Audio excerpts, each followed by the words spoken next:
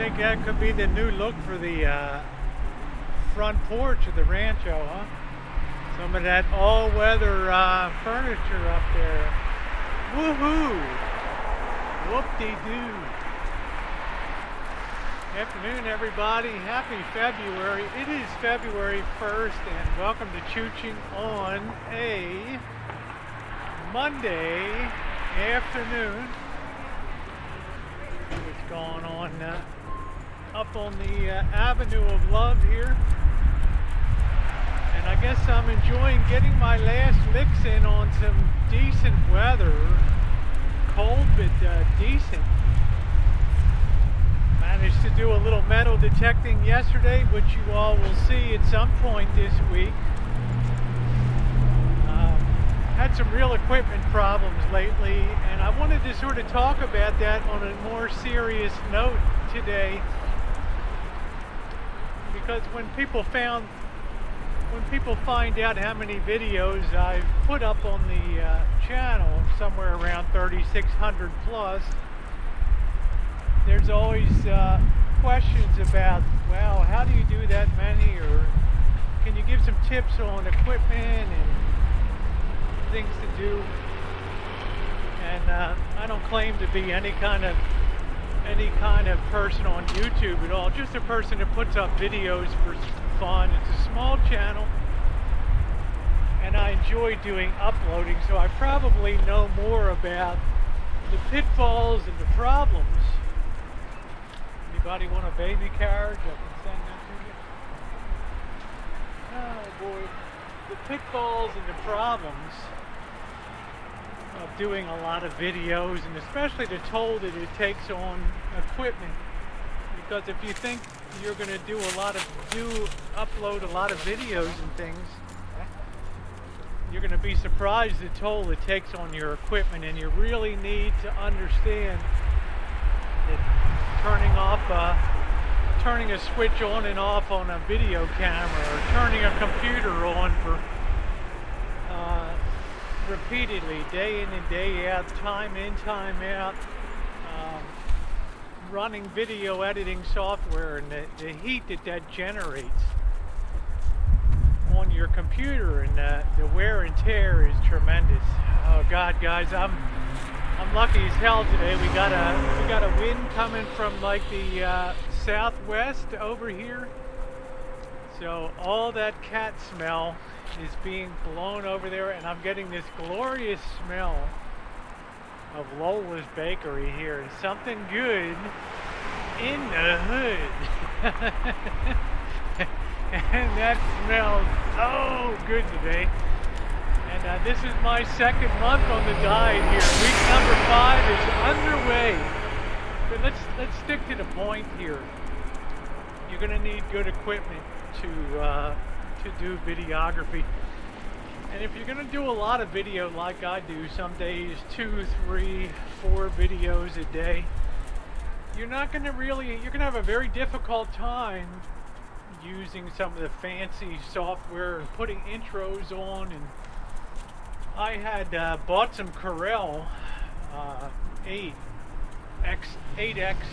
pretty advanced stuff, and it was so ridiculous to use, and it took so much time to boot up, and the company added so many extra chooches and bells and whistles on it, and antlers in the program and stuff.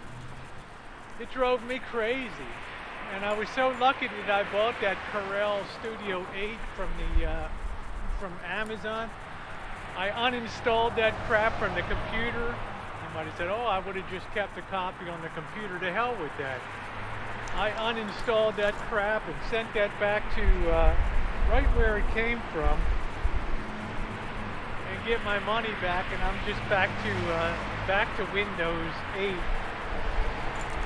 Because I find you can just throw your videos up there real quick. You can you can add music pretty easily. You can put a title. You can put a few fancy things. But sometimes I see videos, and I'm sure you guys see them too, where the intros are so long and it's so drawn out before you get to the meat of it that you're like, oh God, here we go again.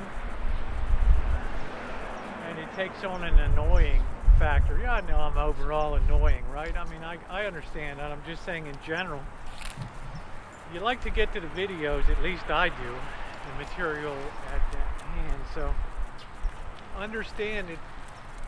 You should probably put your money in one or two pieces of good equipment. And after all the videos I've done using GE12 1250 picture and video camera, and Sony, what was it, a Sony DVD, DCR DVD, Canon, Panasonic, Luminix, Panasonic, Luminix. What else have I used?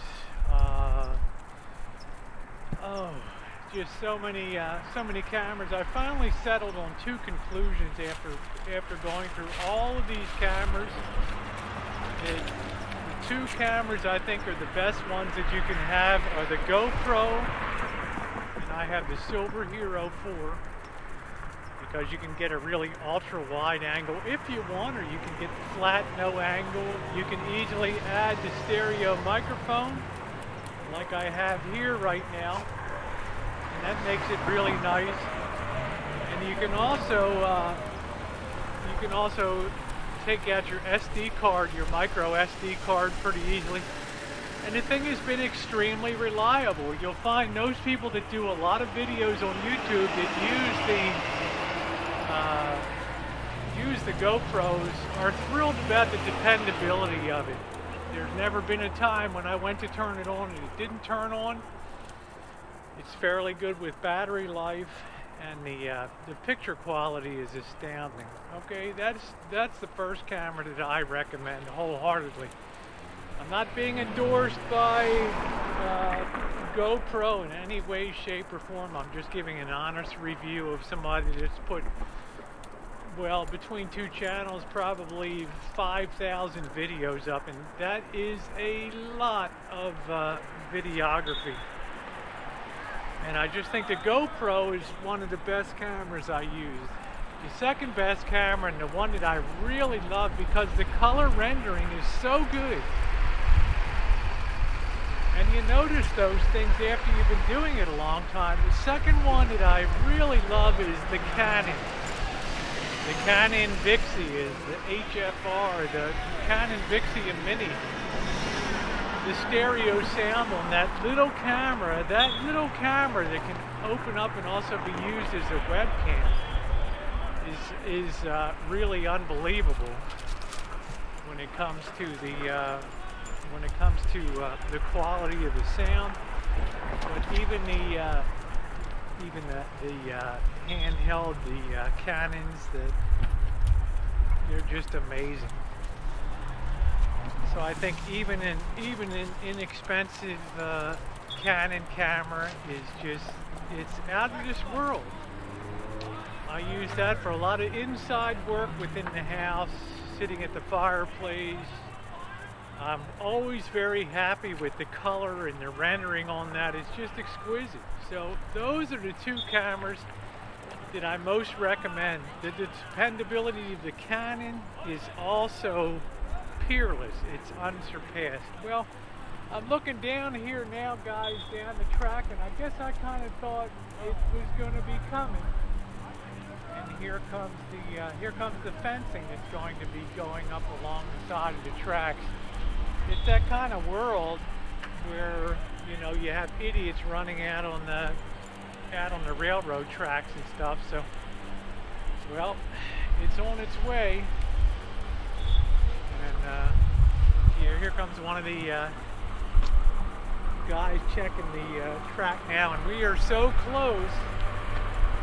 We're so close to the point where we're going to be running a train down here now. And I guess they're doing the final checks on the track and all that kind of stuff to make sure that looks like he's actually grinding off like a really microscopic top layer, so that the track has none of that clickety-clack, clickety-clack, clickety-clack. I mean, I guess those days were done. I don't know how well it's going to hold up to an earthquake. Be a hell of a lot more than a clickety-clack. So the other thing that I just want to cover off real quick, because I don't want to make this super long, although I'm under no time limit now on my videos, and people seem to enjoy the longer ones, especially when they're content about humor but informational ones and sharing some information. The other thing I want to talk about is stereo sound, and it's one of the things I'm dedicated in 2016 to trying to get more and more videos with stereo. And it's very difficult when you're outside and fighting the wind to have decent sound. So I've still found, and I'm going to tell you again, and I did a separate video in May about this, having like a Olympus stereo microphone, one of the T ones, that adapts so well to the GoPro. You have that camera and you wrap like a old white sock around it with 2 layers, and you put a rubber band around it, and that thing works as such a good wind muffler. Like today, it's been really windy out here today, and I think the stereo sound is doing pretty good. So there's a couple of my ideas. The Sony does pretty good too, but I just think the Canon cameras, the Canon video cameras, I have the HF or the FR40 or something like that, and a GoPro, the Silver 4, top of the line. You'll never regret having them. Using simple editing software like the Windows Movie Maker that's included with your window packages is great, especially the 2012 edition for simplistic use. And finally, if you want to have good sound, make sure you're muffling your sound, keeping the wind out, and using that, I love the Olympus stereo microphone. Anyway, guys, have a wonderful Monday afternoon. I'm soaking up the last of those rays. Whoop-de-doo. Thanks a lot, everyone.